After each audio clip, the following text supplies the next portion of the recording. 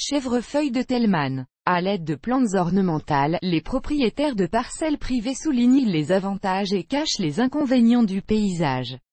Le chèvrefeuille de Tellman y contribue beaucoup. C'est un arbuste ornemental sans prétention. De plus, c'est toujours très pratique. Après avoir choisi les bonnes compositions, vous pouvez créer un coin pittoresque de votre chalet ou maison d'été qui ravira les yeux toute l'année. Un peu d'histoire. Le chèvrefeuille de Tellman a été élevé pendant longtemps. Pour la première fois, ils en ont entendu parler à Budapest au siècle dernier. Le résultat du travail des sélectionneurs est apparu en 1920, et 6 ans plus tard, cette variété a été mise en vente en Hollande. De nos jours, vous pouvez acheter cette plante incroyable partout dans le monde. La variété a acquis une immense popularité dans notre pays. Description de la variété. Le chèvrefeuille de Tellman est rampant et se recourbe très bien. Une liane à feuilles persistantes atteint 6 mètres de hauteur.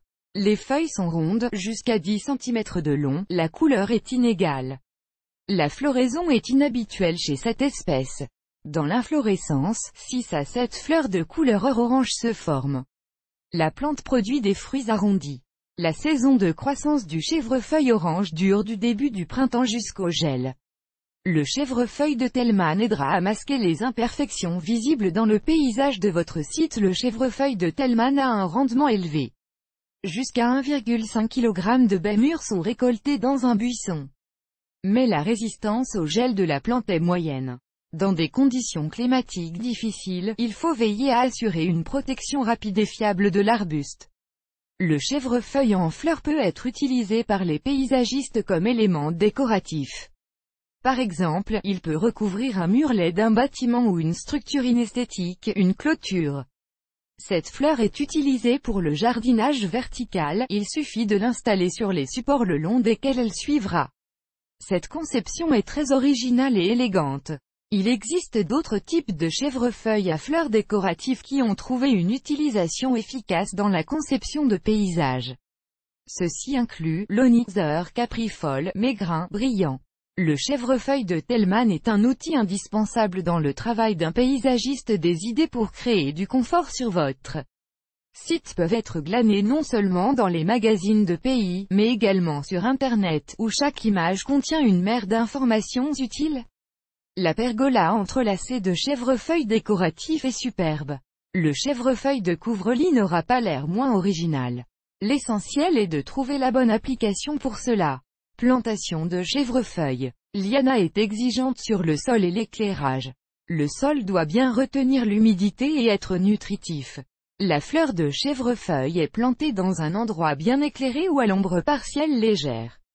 Les baisses de température estivale ne sont pas terribles pour cette culture, mais en hiver, elle ne tolère pas les gelées. Pour augmenter sa résistance à l'hiver, il est recommandé de faire un abri à l'automne. Pour ceux qui décident de cultiver le chèvrefeuille de Tellman, sa plantation et son entretien sont intéressants non seulement en théorie, mais aussi du point de vue de l'expérience pratique. Les critiques des jardiniers suggèrent que la plante a définitivement besoin de support et de renforts puissants.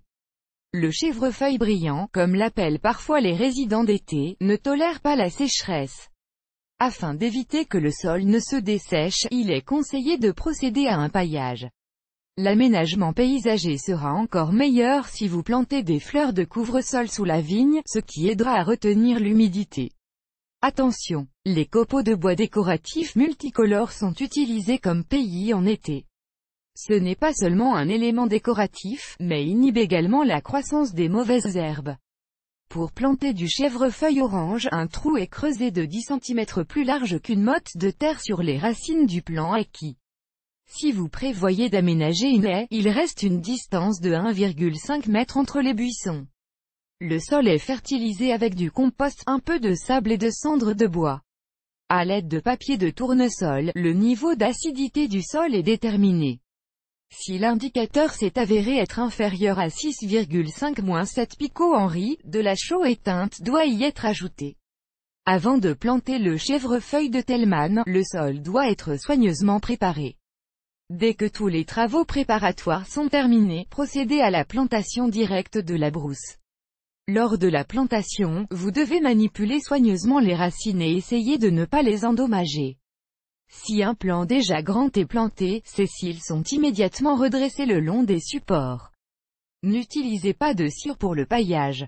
Sinon, ils doivent encore être enlevés pour l'hiver, sinon ils peuvent piétiner et former un foyer de maladies fongiques. Caractéristiques de soins pour le chèvrefeuille. Prendre soin du chèvrefeuille de Tellman est facile. L'essentiel est de l'arroser au fur et à mesure que la couche arable sèche. Si le sol est paillé, l'humidité reste assez longtemps. Les mauvaises herbes sont régulièrement éliminées, ce qui non seulement extrait des substances utiles du sol, mais ne colore pas non plus l'élégantes lianes avec leur apparence. Au fur et à mesure que le cil se développe, le chèvrefeuille est réparti uniformément sur tout le support, la douille est moulée.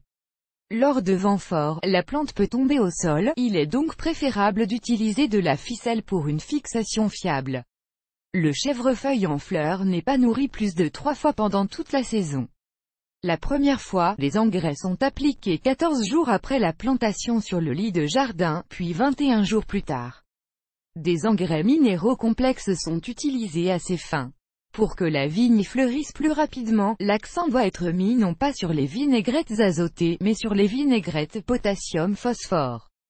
Avec des soins appropriés, le chèvrefeuille de Tellman vous ravira certainement avec une floraison abondante si l'été s'est avéré pluvieux et humide, vous devez vous inquiéter de la décomposition du système racinaire. Dans ce cas, le pays est enlevé, le parterre est bien ventilé, le sol est très soigneusement ameubli. Lors de la mise en œuvre de ces procédures, les dommages au système racinaire ne doivent pas être autorisés, car la description indique que pour cette variété, elle est située presque à la surface de la terre. Reproduction de chèvrefeuille. La multiplication de la vigne est assez simple. Vers la mi-juillet, plusieurs branches sont pressées au sol et saupoudrées de terre sur le dessus. Cet endroit est légèrement humidifié et paillé. Dès que les branches commencent à s'enraciner, elles peuvent être séparées de la plante mère et plantées dans un nouvel endroit. Il existe une autre méthode d'élevage. Une petite pousse d'environ 20 cm de long doit être coupée et placée dans l'eau. Dès que des racines apparaissent dessus, la pousse est plantée dans une zone préalablement préparée.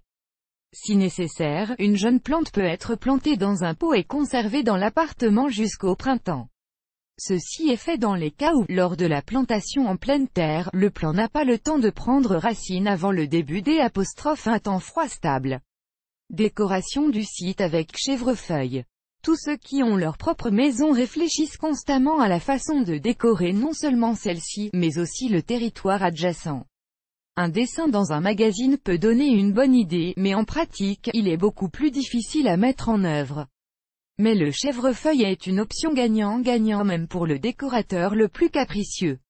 Après l'hivernage, les brindilles gelées de chèvrefeuille de Tellman sont rapidement réanimées. La variété Tellman, par rapport au chèvrefeuille de Caprifol, présente moins de résistance au gel. Pendant l'hiver, certaines brindilles peuvent geler, mais avec l'apparition de la chaleur, elles se rétablissent rapidement. L'arbuste est du plus grand intérêt en juin. Le chèvrefeuille ornemental orange de Tellman fleurit pendant 2 semaines et semble luxueux. À propos, les fruits de cette variété sont également oranges et mûrissent en septembre. Un charme supplémentaire est donné par le gris-gris ci-dessous et les feuilles vert vif sur le dessus. Avantage du chèvrefeuille de Tellman. Cette variété présente plus d'avantages que d'inconvénients. Les qualités négatives, selon les critiques des jardiniers, comprennent des exigences excessives en éclairage et en sol. Si les exigences pour ces paramètres ne sont pas satisfaites, les qualités décoratives se détériorent considérablement. Avec des écarts importants par rapport aux conditions requises, l'arbuste peut mourir. Pour cette raison, de nombreux propriétaires terriens sont contraints d'abandonner la culture du chèvrefeuille de Tellman. Les avantages de la variété: excellente propriété décorative, abondante et longue floraison, propriété décorative des fruits. Haute résistance au gel, résistance aux phytomaladies majeures, la capacité de donner à l'arbuste la forme requise, la capacité de fleurir même à l'ombre partielle. Le chèvrefeuille de Tellman présente bien plus d'avantages que d'inconvénients comme vous pouvez le voir, les qualités positives de la plante dépassent largement ses inconvénients. Grâce à cela, les résidents d'été sont prêts à fermer les yeux sur l'exigence du chèvrefeuille de Tellman et à lui faire confiance pour décorer leur site. Une caractéristique de cette variété est que ses fleurs et ses fruits sont peints de la même couleur et ont des propriétés décoratives. À différentes époques, l'arbuste prend un aspect unique et plaît non seulement à son propriétaire, mais aussi à ses invités et voisins. Après avoir planté le chèvrefeuille de Tellman, vous n'aurez pas à le regretter. Les efforts qui seront consacrés aux soins et à la plantation porteront leurs fruits grâce aux émotions positives que la haie fleurie donnera. Il n'y aura plus de problèmes avec les murs ou les clôtures laies.